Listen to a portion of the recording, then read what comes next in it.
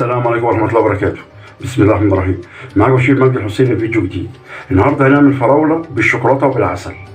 الفراولة كتير في السوق دلوقتي وبأسعار معقولة، يمكن تكون طعمها دلع شوية، فاحنا بنحاول الفراولة نعملها لأولادنا وللأسرة ونشغلها بطريقة تبقى محببة لكل الأطفال والكبار والصغيرين.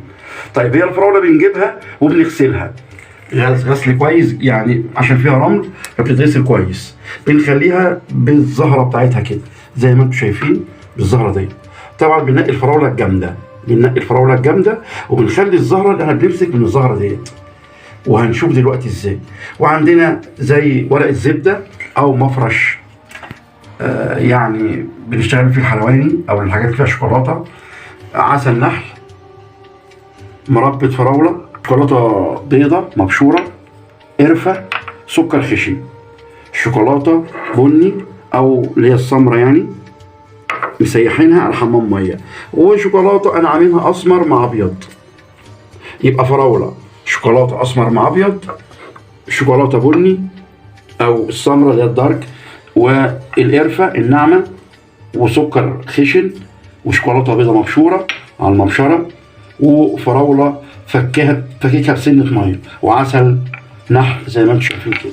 دي الحاجات اللي هنشتغل بيها.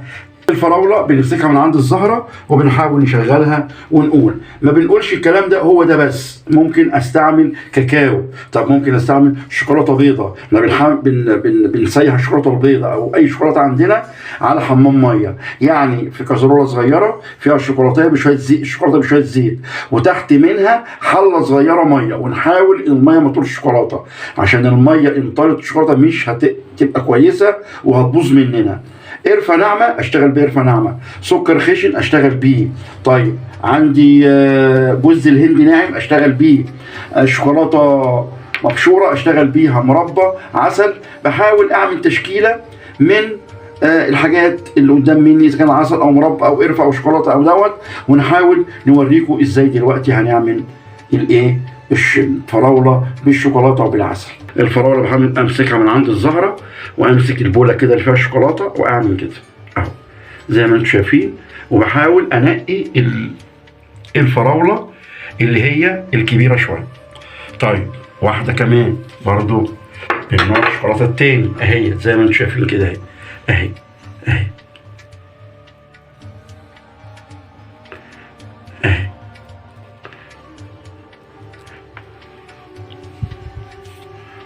كمان واحده اهي بالطريقه ديت اهي اهي.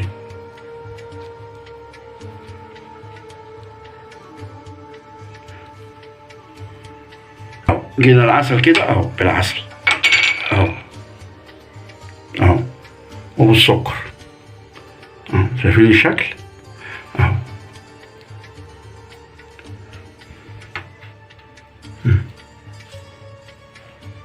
طيب نعمل واحدة تانية.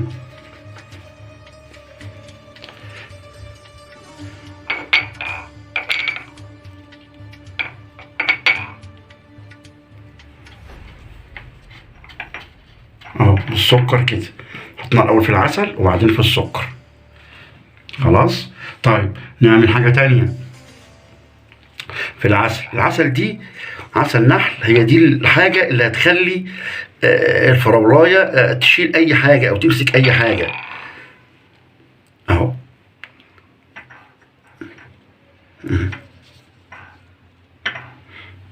شايفين المنظر اهو، شايفين المنظر.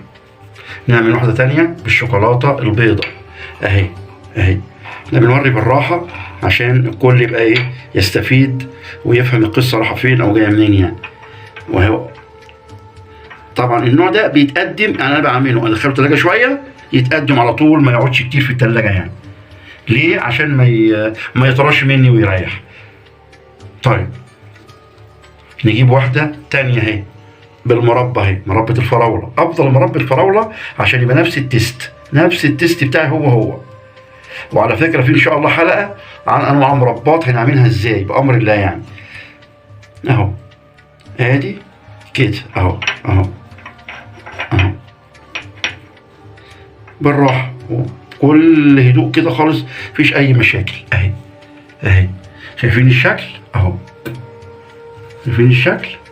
نعمل واحدة تانية اهي يا مربى الفراولة، اكتر من تيست واكتر من طعم، ويعني حاجة كويسة. وانا الفراولة مش غالية، والحاجات دي كلها متواجدة في بيتي، انا ما عنديش اي ايه مشكلة، ومفيش اي مشاكل خالص اهو. اهو شايفين الشكل اهو. طيب نعمل واحدة بالقرفة اهي. على فكره لو عندي جنزبيل اعملها بالجنزبيل، ما عنديش مشاكل. انا بعملها باطعمه وفليفر كتير جدا، يعني ممكن اعملها بالقهوه بالنسكافيه كمان، يعني عسل يعني اكتر من طعم، يعني اكتر من حاجه. يعني هي وحاجات سريعه في البيت على طول اقدر اعملها واقدمها لضيوفي بسرعه، في 5 دقائق اكون عاملاها، مش اي مشكله خالص. اهو بالقرفه اهو اهو اهو اكتر من طعم. وهي الفراوله هي مفيش اي مشاكل اهي اهي اهي. نعمل واحدة تانية بالايه؟ بالقرفة اهي. ناخد بالعسل، شوف عسل وقرفة، مربى وقرفة، يعني اشكل براحتي مفيش حاجة. انت تشكلي براحتك اللي انت عايزاه، مفيش حد بيقول لك لا ده هي كده او هي كده، لا، زي ما يتراءى ليكي بالحاجات اللي عندك. انا بحط لها طعم نسكافيه عادي مفيش مشكله، احط لها طعم الجنزبيل الناعم عادي مفيش اي مشكله برضو خالص. المهم انا بحط عسل او مربى، وابتدي ان انا احط للقرفه او الجنزبيل او النسكافيه او باكتر من طعم، باكتر من طعم.